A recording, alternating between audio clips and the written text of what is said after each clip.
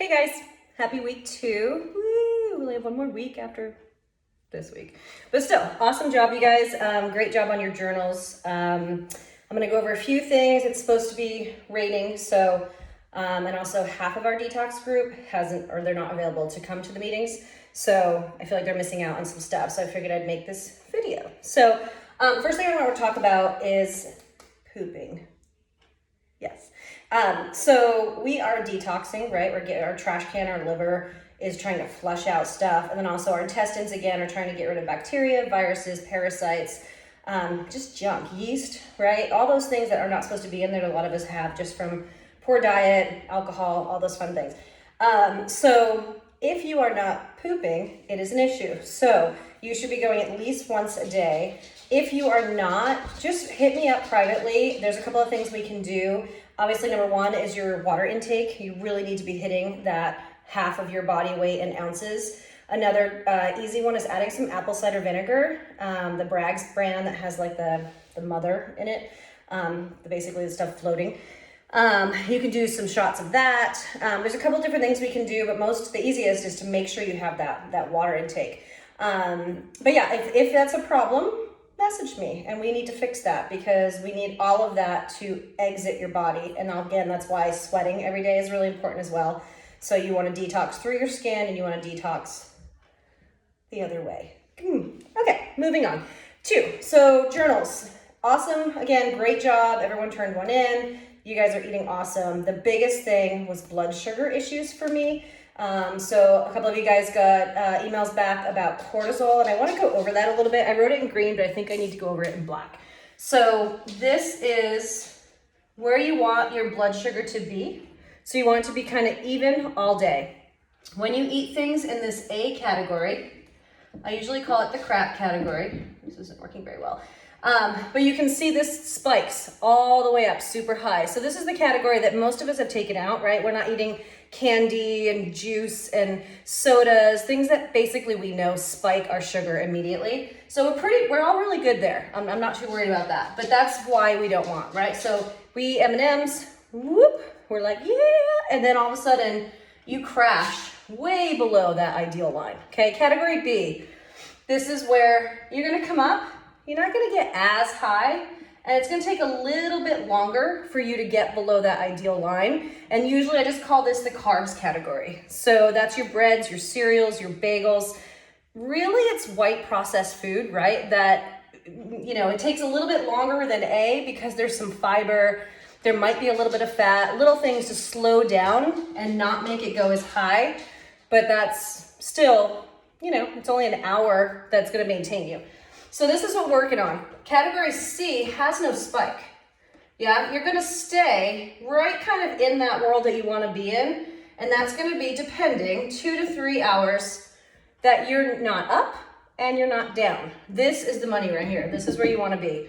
So if you were to draw your plate and I cut it in half, you want half of it to be vegetables, okay? Half of it to be good carbs. My dog is freaking out. So that would be your yams, your brown rice, your quinoa, even fruit, and then your proteins. And then my squiggly line down the middle is my good fats. So my olive oil, my nuts, avocado, which it seems like you guys are getting a good amount of that. So why is it so important to keep eating this category all day? So what happens is once you go down, so I'll go back to my M&Ms. I ate M&Ms and I was like, yeah, I just, felt good. But then I crashed. So when you're below this line, this is where your symptoms come in. And I always just use symptoms. It can be anything. It can be, some people actually feel shaky, like a low blood sugar feeling. Some people don't get that. Headaches, PMS, inflammation, just crankiness, there's so many symptoms that fall into this that can be resolved without medications, without all that stuff, just by balancing your blood sugar. So all those symptoms can easily disappear if you stay hydrated and eat your category C meals every single, 2 to 3 hours, depending on how you process. The other important part here, and this is where I was saying about cortisol, every time you drop, so a lot of you guys were eating fruit, which is awesome. But fruit kind of falls in here. right? It's got a lot of sugar, but it's nutritious sugar. It's sugar you want. And it's got some fiber, right? So it's not gonna spike you, but you're gonna be somewhere in here. So you're still gonna drop. Now, if I added nuts to my apple, it moves me over here.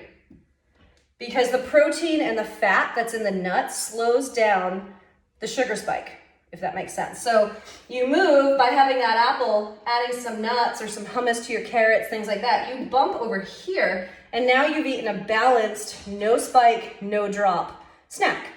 So what does cortisol do? When you drop below this line and you start producing cortisol, it is your fight or flight hormone. It's the people who feel on edge all the time, which I feel like right now most of us are anyways, but that's why we're doing this. You keep producing that guy, right? And your adrenals burn out. You're constantly like on edge, like you hear a noise or your kid yells and you're like, ah! Like if you're constantly feeling like that, I guarantee you're overproducing cortisol.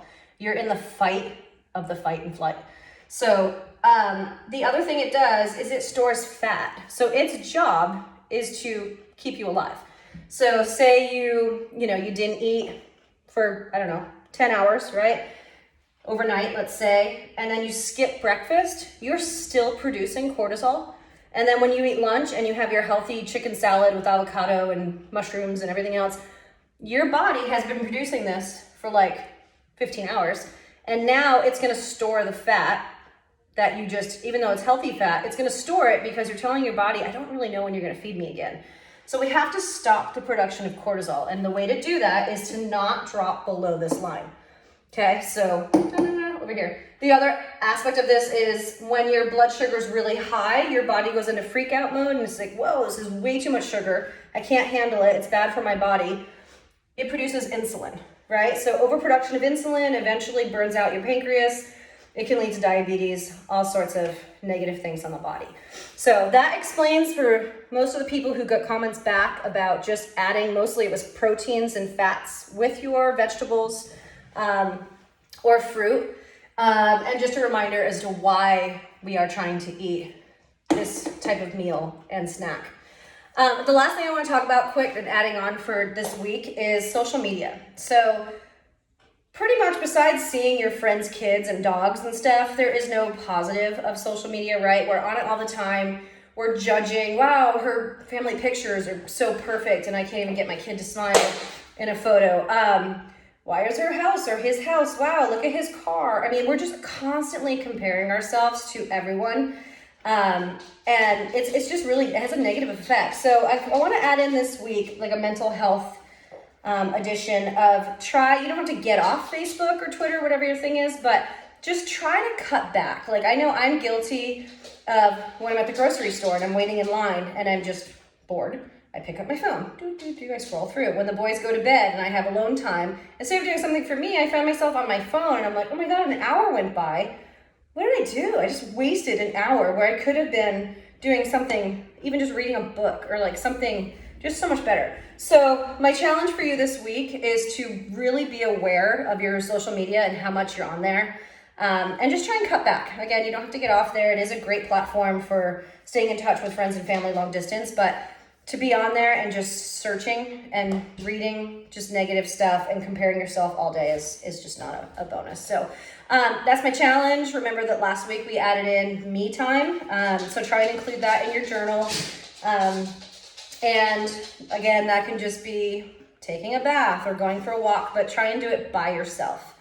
It's really important. Again, we have too many hats on right now between work and being a parent and being a teacher and being a wife there's too much. There's too much going on and we can't be the best of any of those if you don't check in with yourself, right? Lily agrees. She just made a very weird noise. But seriously, yeah, just check in and make sure you include that in your journal and have a great week. I'm proud of you guys. Bye.